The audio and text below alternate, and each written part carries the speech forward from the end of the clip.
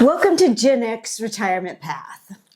We've started with 20 countries and we're now down to 14. What we're doing is looking for a country to spend our first few years of retirement that will save us a little money, allow us to take our dogs, and give us kind of a place to start an adventure. We are going to talk today about Italy versus Albania. So this is in the European region. So Albania may be a country that we were not familiar with. They've kind of started popping up on the kind of the expat forums and starting to get a following.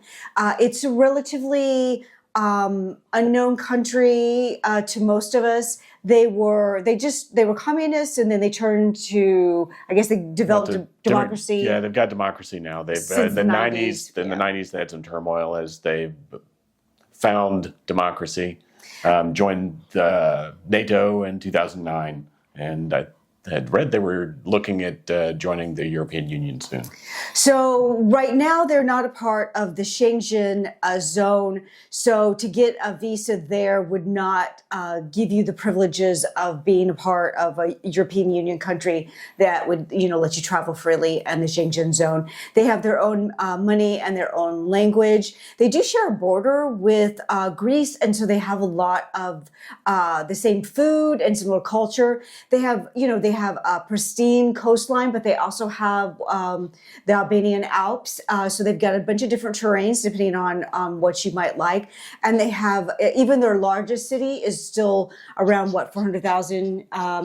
So most of their cities are smaller than SEC stadiums that we've been to just watch football games. And I think that probably really helps with why they are very friendly, and there's, like I say, starting to become very popular with the expats. Compare that to Italy. You probably are familiar with Italy. They have amazing culture, food, and also very friendly people. Their language might be a little bit less foreign to your ear than speaking the Albanian tongue.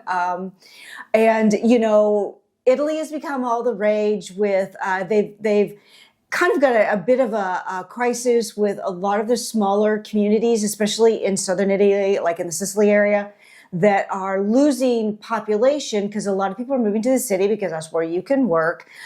So there's starting to be a lot of homes that need people.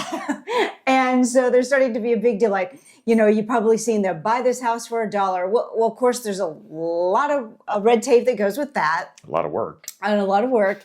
But there are a lot of homes available in smaller Italian towns, and they are becoming somewhat more welcoming to expats to come there and fix the places up and to make Italy their home. And among our friends that have been talking to us about this, because of course we discuss what we're going to do with buddies and stuff, and I've got two different friends that have mentioned Italy as a place they'd like to live, mostly because they have family ties to Italy, so that makes it easier for them to consider it.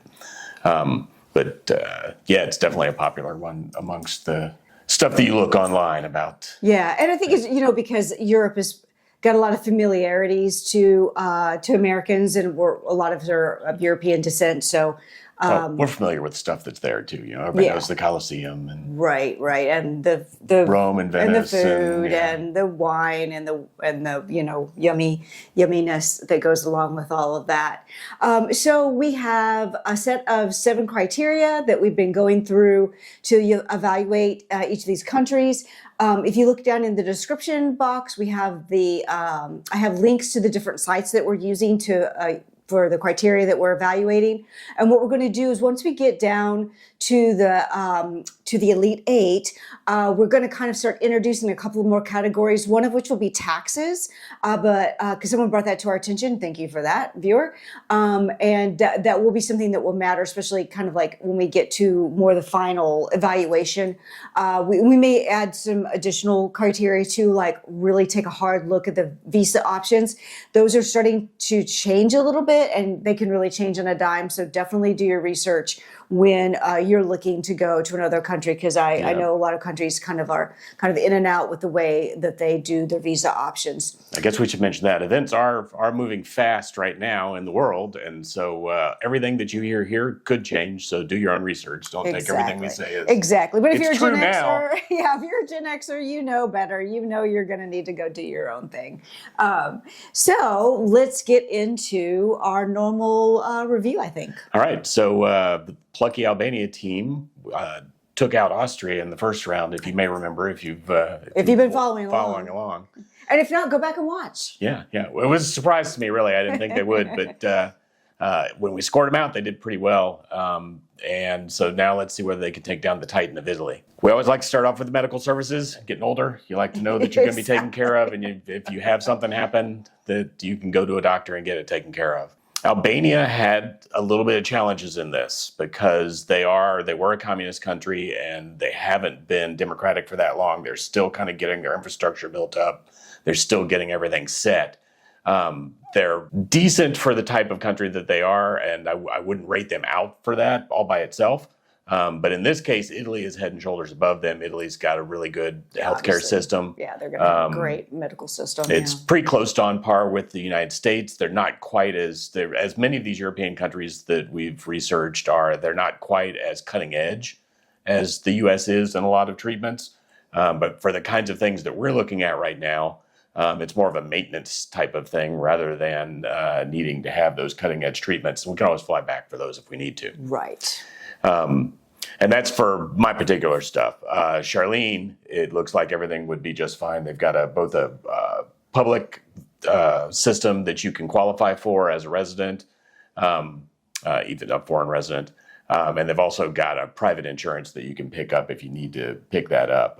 The one drawback to the private system is the same with a lot of the socialized medicine in Europe is there can be some wait times. And you can bypass those a little bit by getting the private insurance if you need to go that route. All of our medications are available, and the hospitals are also very good in Italy. You might have to drive if you're in one of those towns that Charlene was talking about. The ones that have really low cost home, you might end up having to drive for anything more than like a normal physically kind of stuff. So that might be a consideration that you have to put in is how far away do you want to be from a major medical center? Right. But for this one, Italy comes out head and shoulders above Albania.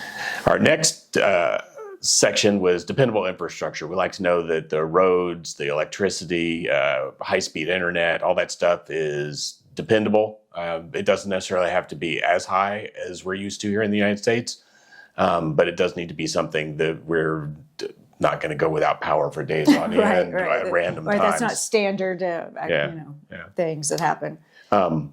So when we're looking at that, the roads in Italy are pretty good, but the Albanian roads actually, when we were rating them out, came out a little bit better. I think it may be because it's a smaller country, it doesn't get as much traffic on it. Some of the stuff that's going on in Italy too is some of their roads are older, and so they're doing some maintenance on them and they haven't completely fixed all of the roads up, so they can be a little bit hit or miss, and going between some of the smaller towns especially can be a little bit difficult.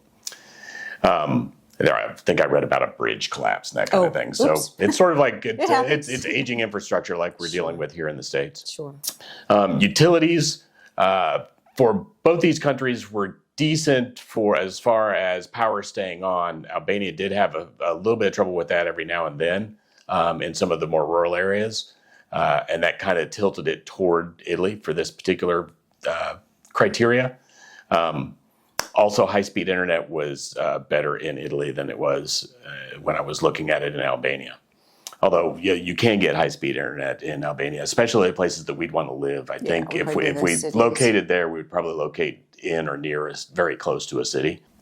Another one that we rate in this section is transportation, which is we call it transportation because that's the catch-all that I kind of came up with for this. But this is airports and how much of a hub is it to get to other places that we might want to go. Right. We'd like to travel some during the retirement, so we want to go to some of the places in Europe. So all these European countries rate pretty highly on that. Right. But we also want to come home to the United States some of the time. We still got family here that we want to visit, and we may need to come back for medical services, that kind of thing. So that is pretty important. In this facet, Italy really comes out ahead of Albania because Albania is a little bit further down. It's over there, kind of on the shoehorn near Greece. So it's a little further south, and it's not on as many major connectors, the trains and that sort of thing. It's a little bit more difficult to get to them. There aren't as many trains running. And not quite as popular airports. You've got a couple of options in Italy, kind of have like one main airport in Albania. But it was close. It was close on these two things because they still do have the trains and they do have a good public transportation system to get you between cities in the country. The water situation is important to us. One of us is a real stickler for having good water, good drinking water out of the tap. Here at home in Raleigh, I will drink water out of the tap, but Charlene will not drink any of the water out of the tap. We filter all the water that she drinks. So that was something that we looked at for these things. Now, Albania, it's going to be a similar situation to here, as far as I could tell, as from the water quality. But some of the Italian water is like full of minerals and yumminess. So well, it's a hit or miss thing. That was always, well, it's a hit or miss thing on whether you like it or not. That was what a lot of people said. A lot of people didn't like it because the water was a little more mineral filled. A lot of ingredients. Yeah. But we rated that very highly because for our particular criteria, that was a really good thing. So because of that, Italy takes its second criteria in a row, by a good margin too. Our next category is safety and stability. And in this one, we kind of look at some governmental things. Is the government something that we don't really think about? It's sort of there in the background, which is what government should be. You don't really think about your government very much. It does stuff that benefit you and you don't have to worry about it. They're not invading in your life, Yeah, when you turn on the news, it's not the very first thing that you hear about. So that's kind of the criteria that we're looking at there. We're also intrusive security measures on routine life. Do you have to show your ID all the time to get from place to place? Are you pulled over a lot by the police for things other than like you were speeding? When you're walking around town, are there a lot of armed soldiers standing on street corners? And does it feel invasive, or does it feel like it's more to help you feel secure? Because there's a line there. In some of our travels, we've been in places where there were soldiers on a street corner where I didn't really notice them. They were there. I saw some of them. The police were armed and were standing out there and they were a presence where it didn't feel intrusive.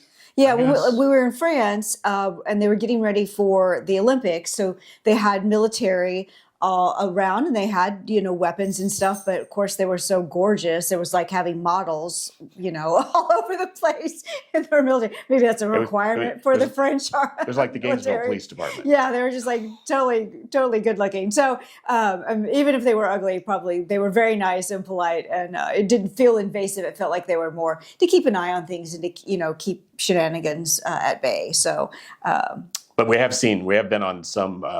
Especially on some islands where the soldiers felt like they were more necessary, like the crime might be a big problem that you had to watch out for. Kind of crossed over that line of I really, need this military person to watch over me, or something could happen to me. So that measure, which is difficult to do without having your feet on the ground. Now I will say that, but I tried to go out and find information for all of these things when we do them on message boards. I would go out and find people who lived there and see what I could find out about that country from the people who were actually there. And this is the point of the whole exercise. We can't go to all 20 of the countries that we started with. Right. We're trying to narrow it down to a smaller number so that we can go do some tours and actually give serious consideration to relocation tours. And to spending time there and seeing if there's places we might like to go. And this is our way to kind of like whittle it down into would be great to have at least the winter come out, and we would like to go on, like a tour to give it a look-see kind of thing. By the end of summer is our goal. Right. So I got way off track. Sorry, I do that sometimes. So the safety and stability measures, there's only 3 facets for that, and I'm going to quickly go through them as we're looking at it. The Italian government is a little bit more in the news. Sometimes they get a little bit rowdy over there with the things that are going on in the government. Just do a quick search on Italian government on the internet and you'll see some of that. And Albania is pretty quiet. So Albania wins that particular measure. The security measures on local life, on everyday life, again, it's a little bit higher in Italy than it is in Albania. Albania is a slower, quieter nation, really, in general, from what I could tell. And then the crime, low and primarily theft, Albania wins that one too. So coming back from being beaten in its first two shots that were falling a little bit behind, now Albania catches up again and this is a pretty decent margin. It's almost as much as Italy was beating them in the previous ones. All right. So what's the next category? Our next category is, we've renamed it about 5 times. If you've been watching these, it's evolved. So I'm sorry to keep you confused. I call it food and creature comforts now. It encompasses kind of a lot of things, from food to temperature. It's sort of like a big bucket. It's are there places that we want to eat in general? That's what it is. Are there places we'd really like to eat, and are those affordable? Right. Are there some familiar types of food that are in the nation, or are we going to be eating things that are not necessarily comfort foods for us coming from the United States all the time? The temperature, because there's a very narrow comfort band that we really like. And by we mean one of us. You may be getting the picture that one of us is a little more picky than the other person. So it is what it is. And the natural disaster and severe weather risks. Sometimes those are kind of crossed over a little bit and intermixed, but the natural disasters really are looking at earthquakes and volcanoes and that kind of thing. Those are the kinds of things that living on the East Coast of the United States, I'm not used to. Right. So those are going to freak me out a little bit. Yeah, right. So getting into these, upscale dining plentiful and good and affordable local cuisine are the first 2 pieces. Italy has really good food. It's also really not inexpensive. So I didn't rate them really low. I didn't rate them super low on it. Can't have everything, people. You can't have it all. Yeah. So good food, but on pretty close to the same prices that we've been paying here for the good food, which sort of circumvents what we're looking for here. So they got a pretty low score on that one. Albania has not as many options in general to get these things, to get the upscale dining, but they are much less expensive. Yeah. And their local food is a whole lot less expensive, and from everything I read, was pretty good. Yeah, it looked very a lot of Mediterranean influence, so similar to Greek foods, I think, especially in the region near. Yeah, they got a bunch of street food type options and those kinds of things. Yeah, so. And familiar dishes, it was the same on both. You can probably get, Italian food's going to be pretty familiar because we're used to it. Everybody eats Italian food. You can get a lot of Italian food here.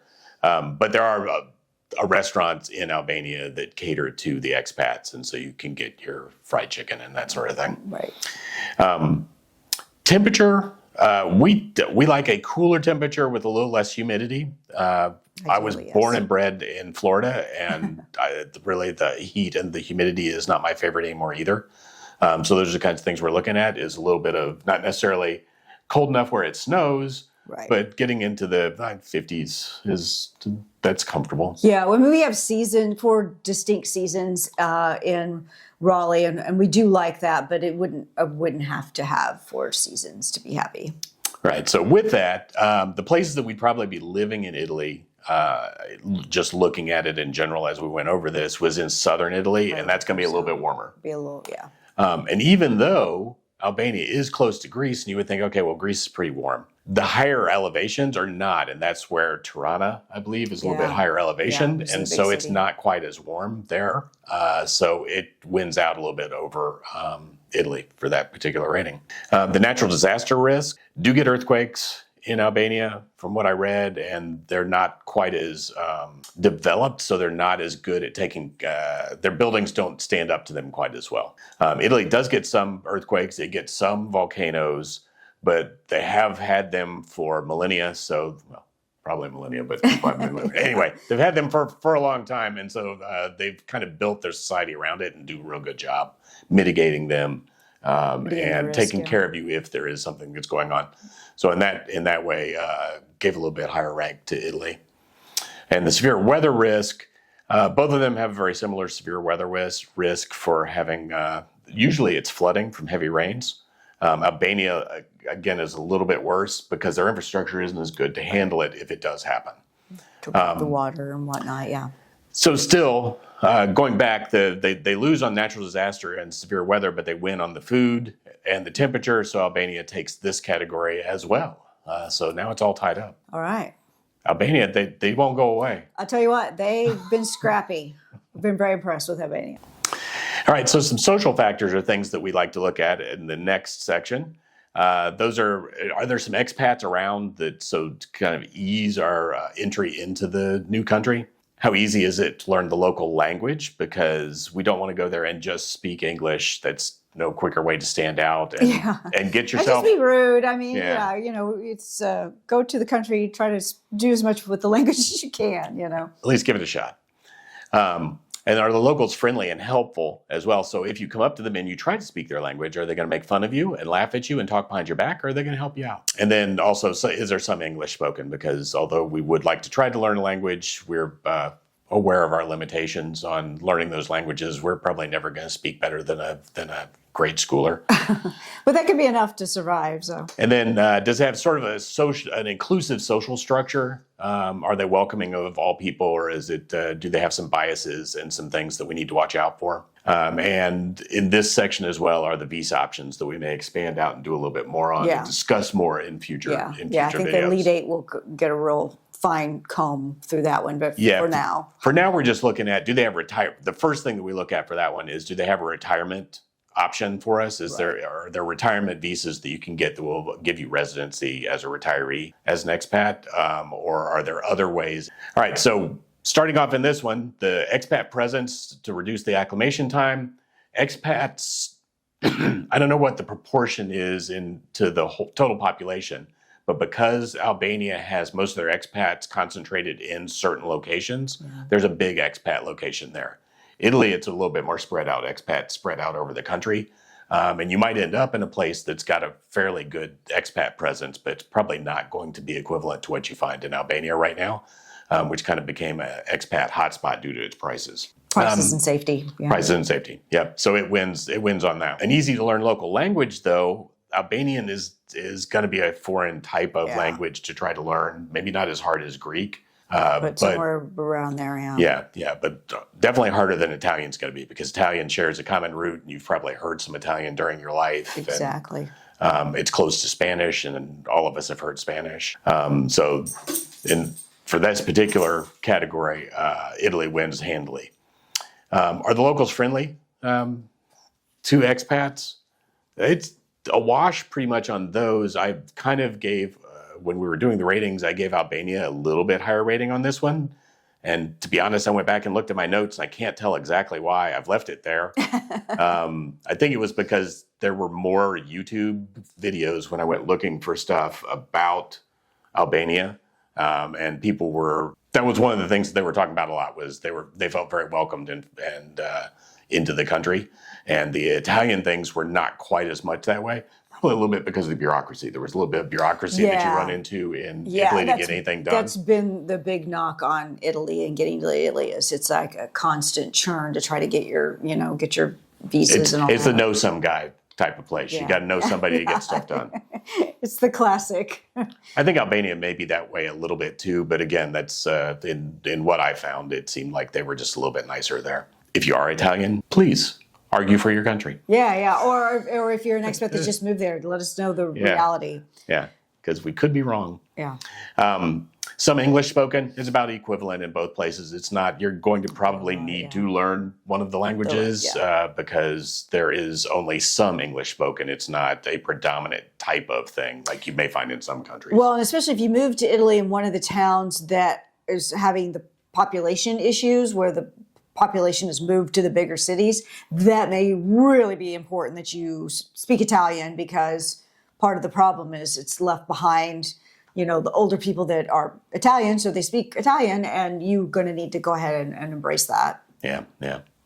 The inclusive social structure, both these had a little bit of things that we didn't like that much with this particular category. There was a little bit of, I don't want to say bigotry, that's too strong of a term, but there were definitely some biases in both places toward their own type of person. Say it that way, I guess. Right. They were biased towards their national identity type. It's okay to have some national pride. Yeah, yeah. And we are not Italian Yeah, we're definitely not Italian. or Albanian. We are not even a drop. So for this rating point, I went ahead and gave Italy the nod on this one, though, because they are a little bit more progressive of a country than Albania is at this moment.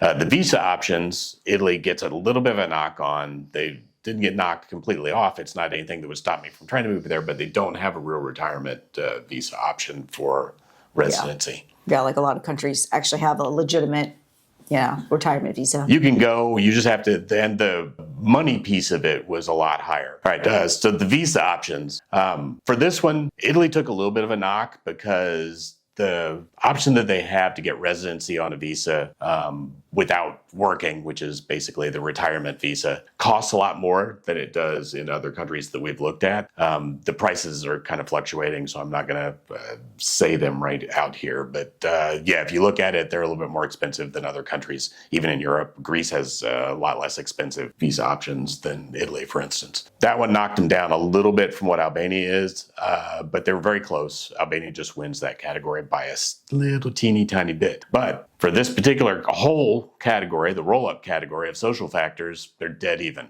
So we've got two wins, 2 losses for each country, and a tie. Wow, this is a close one. This is a closer one than we've run so far. Yeah. All right, so the next category is pet fact. And this is just getting our guys to the country and making sure they can be taken care of and making sure we can find a place to live with them. And you can see that there sometimes are going to take a little bit of maintenance. So on this set of factors, Italy does really, really well. We can get affordable vet care on par with the U.S. From what I was seeing, it's going to be less, but it's going to be very, very similar to what we have here. Now, it may not be as good as where we live right now because we live right close to the vet school. Yeah, vet school, one of the best vet schools in the area. Yeah, so we probably won't get that kind of care, but we can get real close.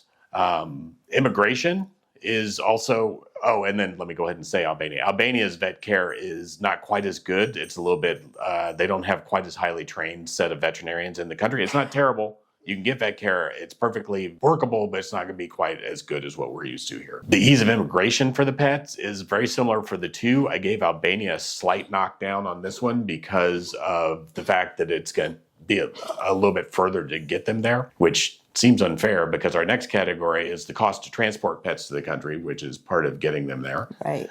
And that's going to be very similar. Again, a little bit more money to get into Albania than it is to get them into Italy. So Italy wins on that factor as well. And then the housing, finding housing for them. So we don't plan to buy anything. We're going to go rent someplace. So we have to find a country that will allow us to rent with 4 dogs, which even in the United States, sometimes that can be a chore. With this one, though, what I read was Italy has, they love pets. And because they love pets, there are easy ways to get them into homes, especially, if you can buy a house for $1, I guess you don't have to rent. Yeah. And, Albania also has actually pretty easy ways, pretty flexible and easy pet rentals, but it's not quite as easy. So for this one, it's a pretty big win for Italy. So they take this one, which if you keep track at home, it's a 3 for Italy, 2 for Albania, and a tie. So on just the major scores, now there's some differences in the scores inside. Now, cost of living. Last one. Here we go. Cost of living is eating out. This is actually the cost of eating out at a budget location, eating out at a good location, housing expense for rental, the utilities expenses, and vehicle operating expenses, and can we get affordable groceries are the criteria that we've got inside this one. Eating out at a budget location is very expensive for Italy. It's not that expensive. It's not as cheap as some of the countries that we've researched in Albania, but it's pretty inexpensive to eat out. So for both of those, Albania wins both of those categories, eating out categories. For the housing expense, Albania, it's really inexpensive to rent something. They've got about the best rating that I saw for rental homes. Electricity is a little more, but not a little more than what we have here. But it's not as much lower. The rent is very low. The utilities are not quite equivalently as low. But for both of these, Albania comes out ahead, quite a bit ahead on the housing expense, just a little bit ahead for the electricity. Vehicle operating expense, they're both over there in Europe where gas prices, there's a lot of gas taxes on everything. Yeah. So gas is pretty expensive in both, and it's pretty expensive just to maintain the vehicles. So both of those, it's equivalent on that, and neither one of them is great. And then affordable groceries, you would think that because eating out is so expensive in Italy, that their groceries would be similarly super expensive. And that's not true. They are more expensive than other places that we've gone, and they are more expensive than they are in Albania. So Albania wins this one, but I want to give Italy props for if you want to eat at home, it's less expensive. So you would be eating at home if you live there, I think. All right. Good to know. But that means Albania wins this one, so that means we're in a dead tie, and we've got to go down actually into the crosstabs and figure out the point totals inside each of those little categories that I went through. You can probably go back and hear it as I went through. I think I went through every single one that we've got, but the overall total ends up with, I believe, I'm going to look, but yeah, Italy comes out just a little bit ahead. This was the tightest one we've seen so far. It was hundredths of a point difference between the two of them. So very competitive. Yeah. So that might be, might want to look at Albania if needed, a kind of a backup situation.